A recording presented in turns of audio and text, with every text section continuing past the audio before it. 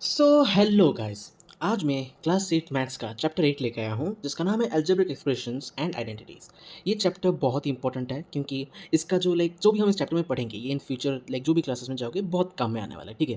क्योंकि हमें एक्सप्रेशंस के साथ आगे बहुत फ्यूचर में बहुत सारे कैलकुलेशंस करने पड़ेंगे। एंड इसके अगर हम इस चैप्टर को अच्छे से समझ गए ना तो उस सारे के सारे कैलकुलेशंस हमें करने में मक्खन लगेंगे, क्योंकि ये बहुत इंपॉर्टेंट चैप्टर है, ठीक है। एंड अगर इसको हम अच्छे से समझ सकते हैं ना तो ये बहुत आसान सा भी चैप्टर है, ठीक है। इसीलिए अब बिना किसी देरी के इस चैप्टर को स्टार्ट करेंगे एंड आई होप सो आप लोग कॉपी पेन लेके बैठे होंगे, क्योंकि इस चैप्टर को करने में थोड़ा सा टाइम तो लगेगा ना, इसमें क्वेश्चंस भी है काफ़ी सारे। सो आई होप सो आप लोग कॉपी पेन लेके बैठे होंगे। सो अब मैं चैप्टर को स्टार्ट करने वाला हूँ, ठीक है।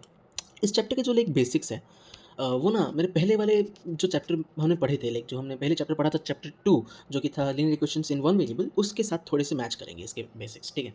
सो मैं उसको ज़्यादा नहीं पढ़ाने वाला, मैं शॉर्ट शॉर्ट में समझा लूँगा, ठीक है। सो हमने पहले एक एक्सप्रेशन लिख लेता हूँ, ठीक है। 4y² minus three x Y, ठीक है। सो ये एक एक्सप्रेशन है एंड ये एक इक्वेशन बन जाता।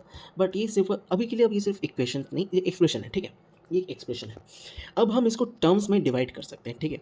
देखो इस चैप्टर में ना हमें एक चीज़ को बहुत अच्छे से ध्यान में रखना है, साइंस को लेकर, ठीक है। क्योंकि इसमें साइंस बहुत इंपॉर्टेंट है, ठीक है। जब मैं क्वेश्चन सॉल्व कराऊंगा ना, मैं आपको साइंस के बारे में बहुत कुछ समझाने वाला हूँ कि साइंस इसमें क्यों बहुत ज़्यादा इंपॉर्टेंट है, ठीक है। सो टर्म्स हम कैसे डिवाइड कर सकते हैं, यहाँ पे है +4y², एक और टर्म क्या है -3xy, ठीक है। सो ये दो हमारे टर्म्स बन गए। अब इन टर्म्स के फैक्टर्स भी एग्जिस्ट करेंगे, ठीक है। फैक्टर्स क्या क्या होंगे, एक तो होगा +4, एक होगा y, एक और होगा एक और y। यहाँ पे भी फैक्टर्स एग्जिस्ट कर रहे हैं, एक है -3, एक है x एंड एक और है y, ठीक है। सो हम समझ गए एक्सप्रेशन क्या होते हैं, टर्म्स क्या होते हैं एंड फैक्टर्स क्या होते हैं, ठीक है। अब हम देखो टर्म्स पढ़ लिए ना, अब टर्म्स के टाइप्स के बारे में समझते हैं। वैसे तो टर्म्स बेसिकली दो ही टाइप्स के होते हैं, ठीक है।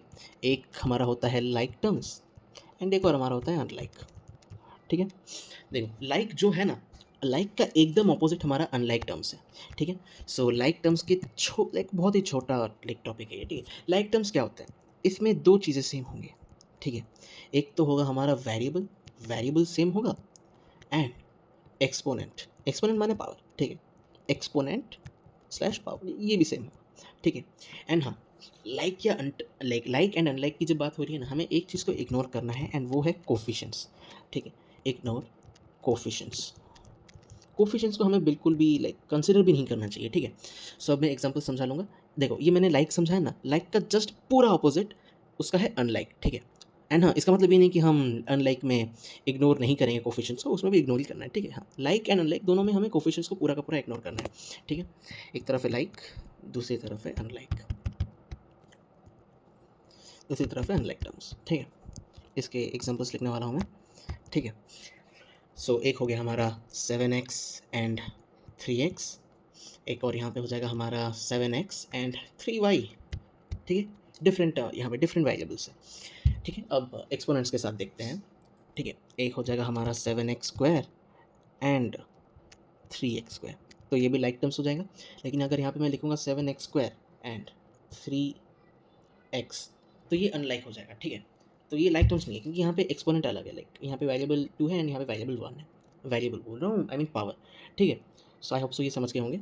ये हाँ 3x, ठीक है। एंड देखो इस दुनिया में जो भी कांस्टेंट है, कांस्टेंट मतलब क्या, वेरिएबल जिसका वैल्यू वेरिएबल नहीं, जो एक ऐसा वैल्यू जिसका हमें पता है कि वो वैल्यू क्या है, जैसे कि कोई भी नंबर, वो सारे के सारे कांस्टेंट है।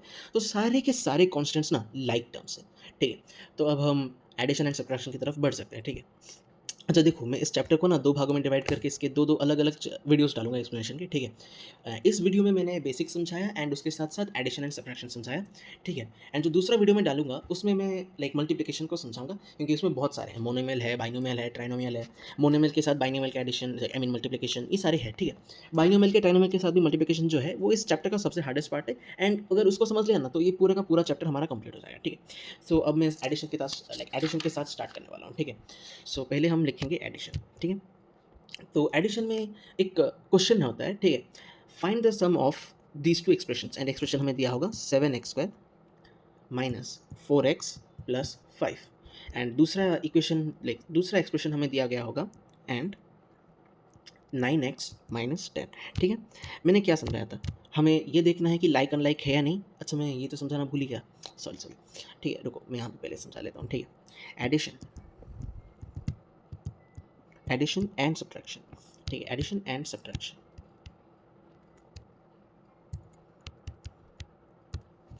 ओनली पॉसिबल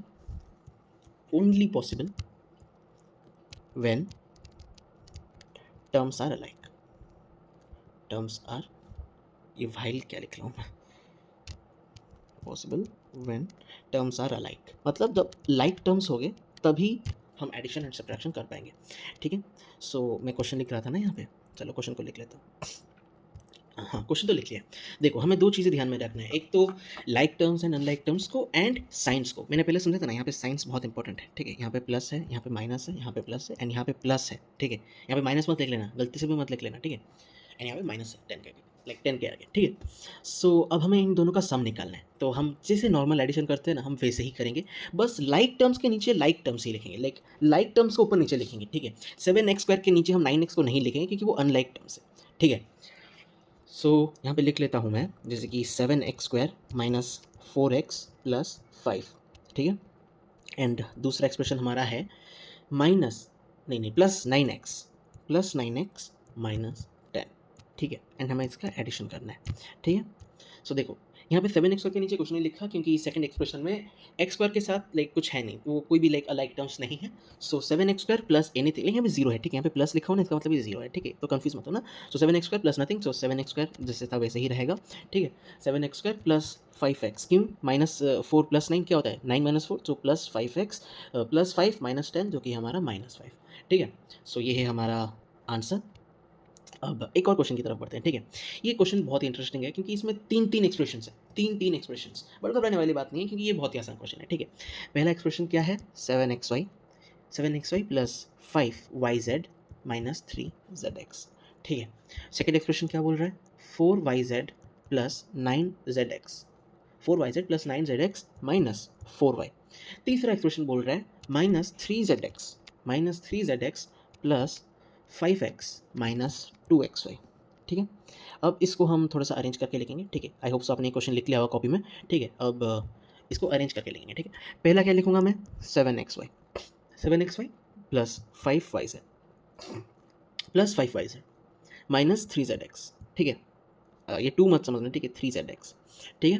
अब लाइक टर्म्स के नीचे लाइक टर्म्स ही लिखेंगे, एक्स वाई के साथ लाइक कुछ है नहीं सेकंड एक्सप्रेशन में, सो वाई जेड के साथ है तो मैं लिख लूँगा यहाँ पे प्लस 4yz, ठीक है, प्लस 4yz।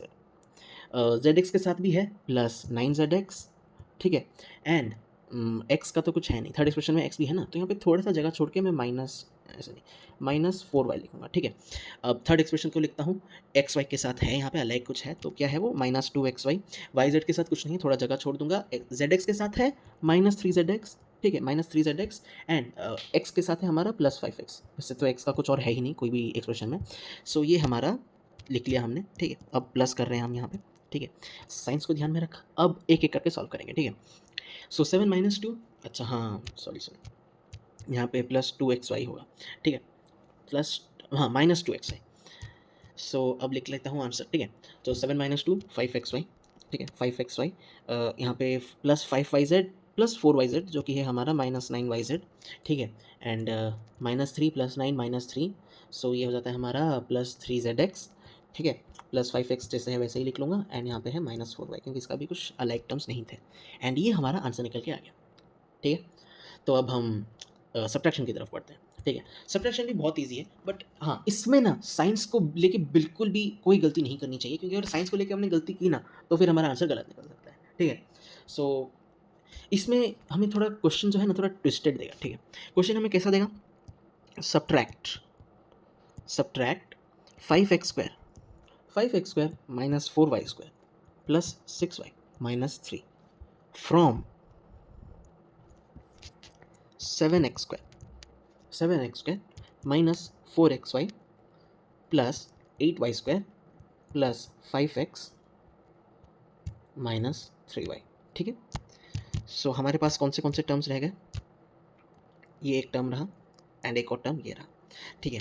सो देखो, अब हम देखो एडिशन में क्या कर रहे थे, हम कोई भी एक्सप्रेशन कहीं पे भी लिख रहे थे, बट यहाँ पे वैसा नहीं करना है, ठीक है। अब एवेंचुअली हमें पहले ऊपर ये नहीं, ये लिखना है क्योंकि हम इस वाले को सब्ट्रैक्ट कर रहे हैं किससे, इससे, ठीक है। सो हमें इस वाले एक्सप्रेशन को पहले लिखना पड़ेगा, ठीक है। सो अब मैं क्वेश्चन को आगे बढ़ा रहा हूँ, सो एक्सप्रेशन को लिख लेता हूँ, ठीक है। एक्सप्रेशन था हमारा 7x² minus 4xy plus 8y² plus 8y² plus 5x minus 3y। ठीक है, ये लिख लिया हमने पहला एक्सप्रेशन। दूसरा एक्सप्रेशन लिख लेते हैं, एंड हाँ यहाँ पे हम माइनस कर रहे हैं, ठीक है, माइनस कर रहे हैं, सब्ट्रैक्ट कर रहे हैं। सो दूसरा एक्सप्रेशन था x² के साथ है, तो यहाँ पे plus 5x² plus 5x², x Y के साथ कुछ है नहीं, y² के साथ है, वो है माइनस 4y², 5x का कुछ है नहीं, y के साथ है प्लस 6y माइनस 3। तो ये हमारा सेकंड एक्सप्रेशन था। ठीक है, देखो जब हम सब्ट्रैक्ट करेंगे ना, यहाँ पे एक छोटा सा ट्विस्ट है, एंड वो ट्विस्ट क्या है, देखो अब हमें माइनस लिखा है ना, इसको ध्यान में रख लिया, अब इस पूरे चीज़ को भूल जाएंगे, ठीक है, इसको हम भूल जाएंगे, इसको अब इग्नोर कर लेंगे, ठीक है, इसको अब लाइक कंसिडर नहीं करेंगे। सो ये जो प्लस है, माइनस है, प्लस है, माइनस है, ये जितने भी थे लाइक नीचे वाले एक्सप्रेशन में जितने भी लाइक साइंस है, पॉजिटिव हो या माइनस हो, उसको ऑपोजिट कर लेंगे। यहाँ पे प्लस 5x² है ना, तो ये माइनस 5x² हो जाएगा, माइनस 4y² है, तो ये प्लस 4y² हो जाएगा, प्लस 6y है, तो ये माइनस 6y हो जाएगा, एंड माइनस 3 है, तो ये प्लस 3 हो जाएगा। ठीक है, सो अब इसको हम जैसे नॉर्मली एडिशन करते थे हम वैसे ही सॉल्व करेंगे। ठीक है, so 7 minus 7x² minus 5x² equals to 2x²। ठीक है, वहाँ पे 4xy है, माइनस 4xy है, इसके साथ कुछ लाइक टर्म्स है नहीं, तो हम उसको वैसे ही छोड़ देंगे, minus 4xy plus 8y² plus 8y², सो ये है प्लस 12y² प्लस 5x, क्योंकि इसके नीचे भी कुछ नहीं है। ठीक है, so minus 3y minus 6y, ये हो जाएगा हमारा माइनस 9y।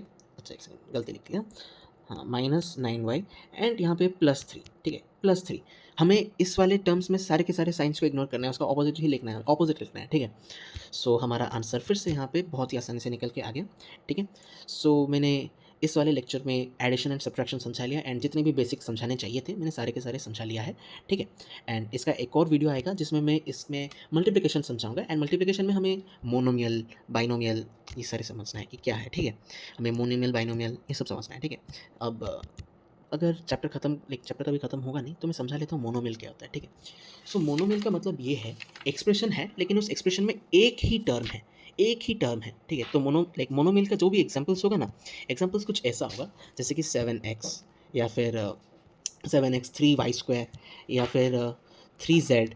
सो ये सारे के सारे मोनोमियल्स है। ठीक है, बाइनोमियल्स क्या है, बाइनोमियल्स में दो दो टर्म्स है। ठीक है, एंड देखो टर्म को हम सेपरेट करेंगे ना, प्लस एंड माइनस से ही हम टर्म को सेपरेट कर सकते हैं। ठीक है, सो जो बाइनोमियल होगा, बाइनोमियल को हम कुछ एग्जांपल के साथ ही समझ लेते हैं। ठीक है, बाइनोमियल में दो दो टर्म्स होंगे। ठीक है, दो दो टर्म्स होंगे, एंड उसको हम प्लस एंड माइनस से सेपरेट करते हैं ना। सो मैं लिख लेता हूँ एग्जांपल के साथ, जैसे कि पहला एग्जांपल मैंने लिया था ना, 4y² माइनस 3xy, ये एक क्या, हाँ ये एक लाइक बाइनोमियल है। ठीक है, एक और एग्जांपल ले लेता हूँ, 7x² माइनस 3x। ठीक है, सो ये भी हो गया हमारा बाइनोमियल। एंड ट्राइनोमियल क्या होता है, ट्राइनोमियल भी बहुत ही आसान है, इसमें 3 टर्म्स होंगे। ठीक है, ट्राइनोमियल में 3 टर्म्स होंगे। क्या क्या हो सकते हैं एग्जांपल्स में।